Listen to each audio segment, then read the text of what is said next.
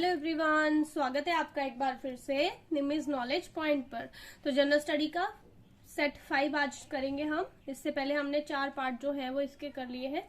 MCQs form में है ये सारे के सारे, ठीक है। तो आपके किसी भी कॉम्पिटिटिव एग्जाम के लिए ये बहुत इंपॉर्टेंट है। पहले भी अगर आप एचपी टेट की तैयारी कर रहे हैं या कमीशन की तैयारी कर रहे हैं तो बहुत सारी वीडियोस जो हैं वो आपको मेरे चैनल पर मिल जाएंगी। प्लेलिस्ट बनी हुई है, एजुकेशन कमीशन बने हुए हैं, पॉलिटी की प्लेलिस्ट बनी हुई है, एचपी टेट की प्लेलिस्ट बनी हुई है। बहुत सारे प्रीवियस ईयर जो है क्वेश्चन आंसर वो मैंने करवाने की कोशिश की है। कुछ वन लाइनर है, कुछ एमसीक्यू फॉर्म में है। तो आप जरूर चैनल को विजिट करें और अपनी तैयारी को आगे बढ़ाएं। तो स्टार्ट करते हैं।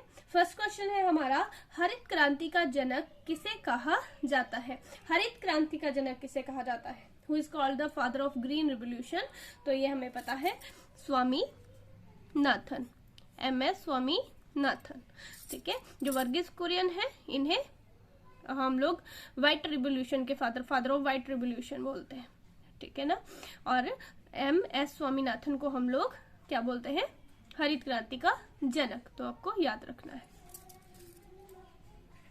नेक्स्ट क्वेश्चन है, भारत की मानक देशांतर रेखा है। मानक देशांतर क्या है भारत का? ठीक है, इसे हम समय रेखा भी बोलते हैं, ठीक है। स्टैंडर्ड मेरिडियन जो है ये है हमारा 82.5 डिग्री पूर्वी देशांतर।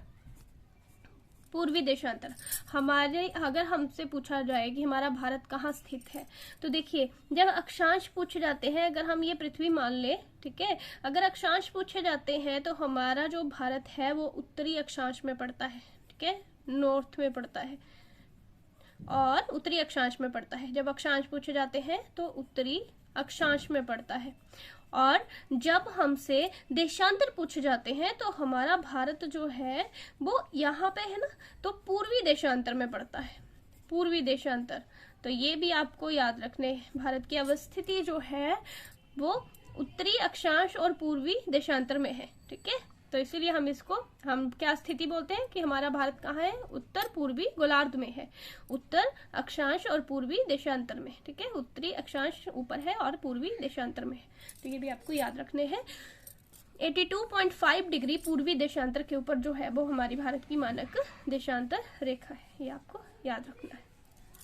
नेक्स्ट है, पिसीकल्चर किससे संबंधित है? पिसीकल्चर, तो पिसीकल्चर किससे संबंधित है? ये है रेयरिंग ऑफ फिशेस, मत्स्य पालन से संबंधित है।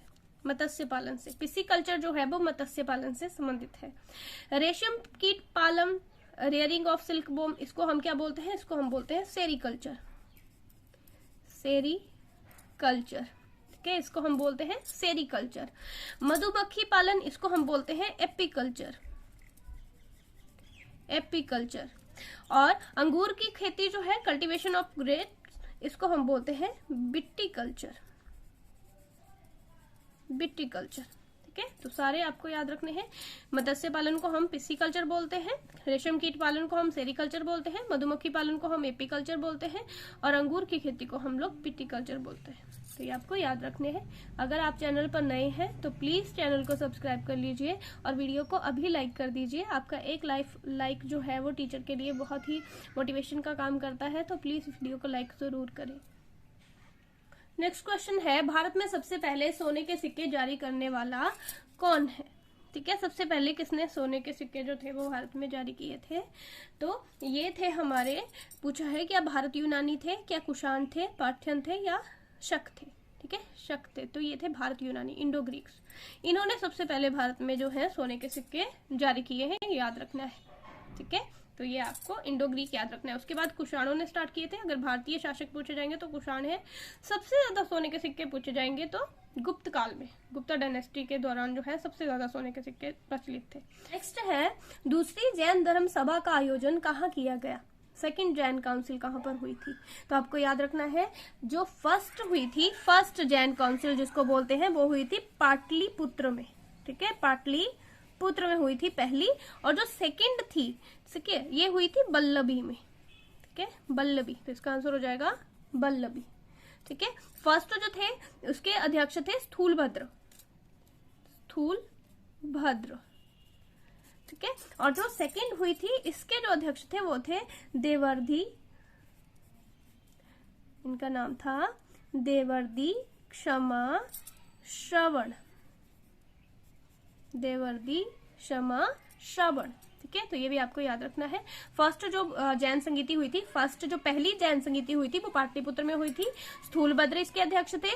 और दूसरी जो जैन संगीति हुई थी वो बल्लभी में हुई थी, और देवर्दी, क्षमा, श्रवण जो थे वो इसके अध्यक्ष थे। इतना आपको याद रखना है। नेक्स्ट है गायत्री मंत्र किसे समर्पित किया गया है। ये कमीशन में आया हुआ क्वेश्चन है, टीजीटी आर्ट्स कमीशन में पूछा गया था कि गायत्री मंत्र किसको डेडिकेटेड है। तो आपको याद रखना है पृथ्वी, इंद्र, वायु, सूर्य। तो ये सूर्य को डेडिकेटेड है। ठीक है, गायत्री मंत्र जो है ये सूर्य को डेडिकेट किया गया है। ठीक है, सूर्य को समर्पित किया गया है, ये आपको याद रखना है। नेक्स्ट क्वेश्चन है भारतीय संविधान का कौन सा अनुच्छेद राज्य सरकारों को ग्राम पंचायतों के आयोजन के लिए निर्देशित करता है। तो कौन सा आर्टिकल जो है वो राज्य सरकारें जो है उनको बताता है कि वो जो है जो स्वतः जो शासन की इकाइयां हैं उनको संगठित करेगा। ठीक है, पंचायतें जो है उनको संगठित करेगा, खुद करेगा, स्वतः। ठीक है, खुद करेगा। तो ये है अनुच्छेद 40। ठीक है, आर्टिकल 40। ठीक है, आर्टिकल 40 जो है वो इससे संबंधित है, ये आपको याद रखना है। नेक्स्ट क्वेश्चन है, ये करंट अफेयर से है। एम्स में एक जंग लड़ते हुए। ठीक है, एम्स में एक जंग लड़ते हुए, ये पुस्तक किसने लिखी है, ये पुस्तक के रचयिता कौन है। तो ये पुस्तक के रचयिता है रमेश पोखरियाल निशंक। ठीक है, जो हमारे फॉर्मर एजुकेशन मिनिस्टर भी रहे। ठीक है, शिक्षा मंत्री रहे हैं ना हमारे रमेश पोखरियाल। तो ये जो है इन्हीं के द्वारा लिखी गई बुक है, एम्स में एक जंग लड़ते हुए। ठीक है, नेक्स्ट है भारतीय नौसेना के प्रमुख के रूप में किसने कार्यभार संभाला है। ठीक है, तो जो नए चीफ बने हैं नेवल स्टाफ के, वो कौन बने हैं, वो बने हैं आर हरि कुमार। आर हरि कुमार। देखिए पहले करमबीर सिंह थे, इनकी जगह पे अब किसने स्थान ले लिया है, आर हरि कुमार ने ले लिया है। तो ये भी आपको याद रखना है, आर हरि कुमार जो है ये नए नेवी के चीफ बन गए। नेक्स्ट क्वेश्चन है विश्व जनसंख्या दिवस कब मनाया जाता है। ठीक है, वर्ल्ड पॉपुलेशन डे कब मनाया जाता है। तो ये मनाया जाता है जुलाई 11 को। ठीक है, 11 जुलाई को जो है वो वर्ल्ड पॉपुलेशन डे जो है वो मनाया जाता है। तो ये कुछ क्वेश्चंस थे आज जनरल स्टडी के। अगर आपको वीडियो अच्छी लगी है प्लीज वीडियो को लाइक करके जाइएगा, और अगर चैनल पर नए हैं तो चैनल को सब्सक्राइब करिएगा। ऐसी ही और इन्फॉर्मेटिव वीडियोस जो है वो मैं आपके लिए लाती रहूंगी। Thank you.